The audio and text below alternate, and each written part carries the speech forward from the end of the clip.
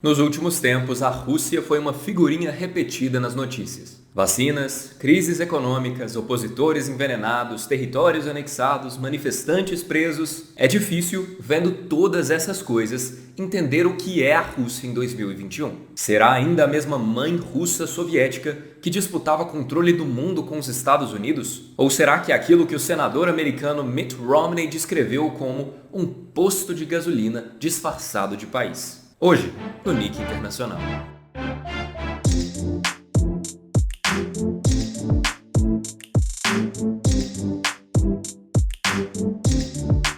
Olá, seja bem-vindo ao Nick Internacional.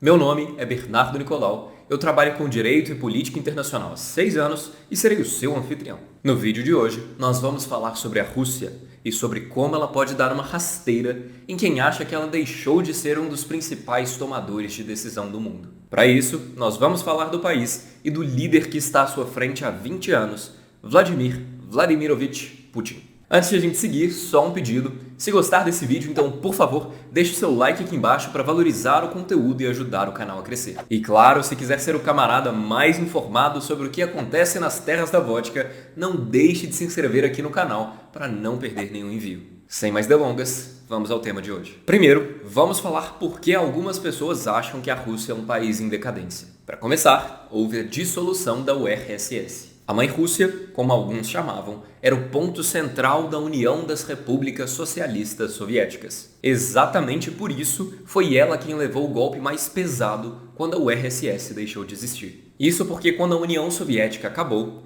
a Rússia deixou de ter controle sobre vários países que antes eram comandados pelo Partido Comunista Russo. Apesar de a Rússia ter mantido muita influência cultural, econômica e política nesses países, influência e controle são coisas bem diferentes. Isso significa, por exemplo, que produtos que antes eram adquiridos pela Rússia de graça ou a preço simbólico, agora são comprados a valor de mercado. Pessoas, produtos e serviços que antes circulavam livremente entre os mercados soviéticos, agora estão sujeitos a vistorias alfandegárias, de imigração, tarifas e várias taxas. Então a perda desses países satélite que se agregavam à Rússia é um dos motivos pelos quais as pessoas pensam que ela está mais fraca hoje. Um segundo motivo é a situação interna da Rússia no pós-dissolução da URSS. Você deve ter aprendido na escola que 2 reformas, a Perestroika e a Glasnost, foram responsáveis por tentar resgatar a União Soviética, já perto do fim da sua existência. Na realidade, essas reformas acabaram acelerando a queda da União Soviética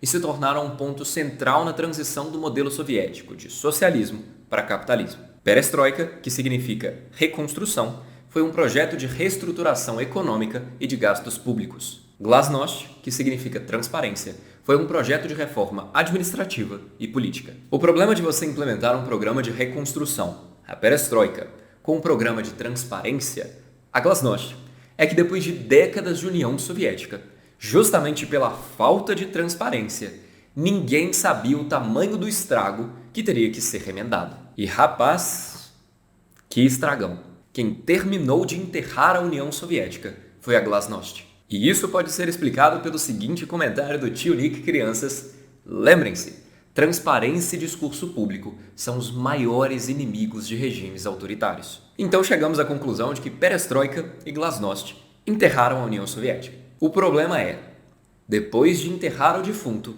você tem que dividir os bens que ficam para trás. Com a União Soviética, também foi assim. O governo russo decidiu que privatizaria vários empreendimentos estatais por meio de vouchers. Cada cidadão russo, inclusive crianças, recebeu à época vouchers que representavam parte da riqueza da nação. E esses vouchers podiam ser trocados por ações nas empresas estatais que passariam a ser privadas. O governo optou pelo método de vouchers para agradar a população, já que assim, pelo menos em teoria, seria mais difícil que a máfia russa e a nomenclatura, os burocratas de alta patente, monopolizassem toda a riqueza a ser distribuída. A ideia era até boa, só faltou combinar com os russos. Parte da população não entendeu a natureza dos vouchers e parte da população era pobre demais para se dar ao luxo de trocá-los por ações. Isso fez com que muitos dos vouchers fossem vendidos por dinheiro. E claro, quem tinha dinheiro na época era a máfia russa e a nomenclatura, que acabaram ficando com a maior parte do patrimônio. Isso explica um pouco como a Rússia se tornou um país extremamente desigual,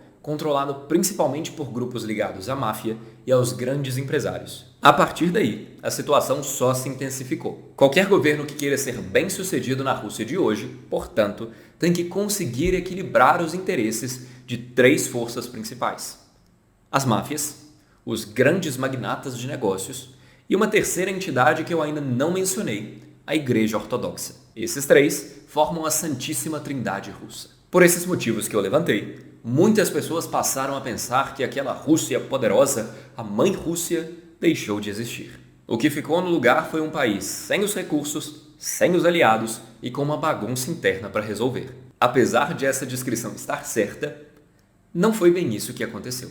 Eu te explico. Apesar de toda a loucura que nós mencionamos antes, a Rússia ainda é forte para dedéu. E tem motivos para isso. O principal deles talvez seja que desse caos todo emergiu um líder que soube coordenar a parada toda. Putin veio de um background militar, de serviço secreto na União Soviética e subiu rapidamente nos rankings da política russa. Ele já é o líder russo no poder há mais tempo desde Stalin e ainda não sinalizou que pretende sair. Enquanto presidente, Putin segurou as rédeas dos diferentes grupos no comando da Rússia e os coordenou em torno de um projeto conservador e nacionalista de poder. Isso permitiu que a Rússia retomasse o posto de uma das nações mais fortes do mundo, mesmo que algumas pessoas, que ainda acham que o país é só um posto de gasolina, não tenham percebido. Putin investiu pesado em melhorar as capacidades militares da Rússia. Novos tanques, jatos, mísseis, sistemas de satélite, submarinos. Como cerejinha do bolo, Putin investiu também em melhorar as capacidades nucleares da Rússia. Cibersegurança e cyberataques, inclusive os de cunho eleitoral, também entram nessa leva de investimentos. Fora isso, o Estado russo participa ativamente da economia do país, fora os fortes links que Putin tem com alguns dos principais magnatas da Rússia. Isso permite que empresas russas e grandes conglomerados sejam instrumentalizados para avançar a política externa do governo. E claro que o contrário também é real. Esses grandes conglomerados e empresas, por ajudar o governo em sua política, exigem, em contrapartida, regalias e vantagens comerciais. Fora o militar, fora o econômico, Putin também investe pesado em influência. O maior exemplo recente disso é a venda das vacinas Sputnik V para vários países ao redor do globo. A Rússia, assim como os outros produtores de vacina, aproveita a abertura de canais de diálogo para a compra de vacinas para avançar outros assuntos de interesse do Kremlin, de venda de equipamentos militares, a novos investimentos, a tratados internacionais. A diplomacia da vacina russa é um vetor para uma série de outras políticas. Não bastasse tudo isso, a Rússia ainda tem um inimigo em comum com a China, o Ocidente, que as torna aliadas. China e Rússia, cada uma à sua maneira, desafiam a ordem internacional liberal construída pelos Estados Unidos. No caso da Rússia, nós tivemos exemplos claros disso nos últimos tempos. As interferências nas eleições dos Estados Unidos, principalmente, mas também nas eleições da França, da Alemanha e de outros países da região.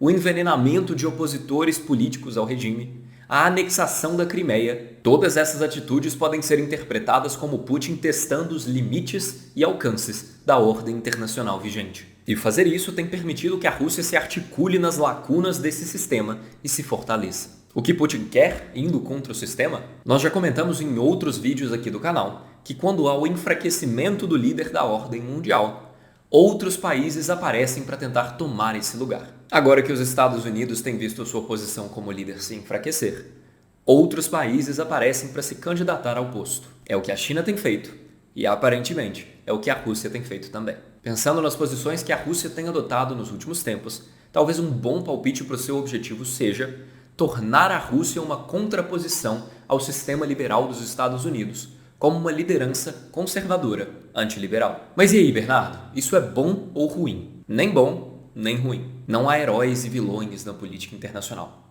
Há só atores políticos com interesses. Por tudo que nós comentamos aqui, eu espero que vocês tenham ficado com uma figura muito mais clara da Rússia na cabeça. Não é porque a Rússia aparece nos BRICS junto com Índia, Brasil e África do Sul que ela está no mesmo nível desses países. China e Rússia estão num patamar à parte. A Rússia continua sendo um dos países com maior potencial de dar as cartas na dinâmica mundial.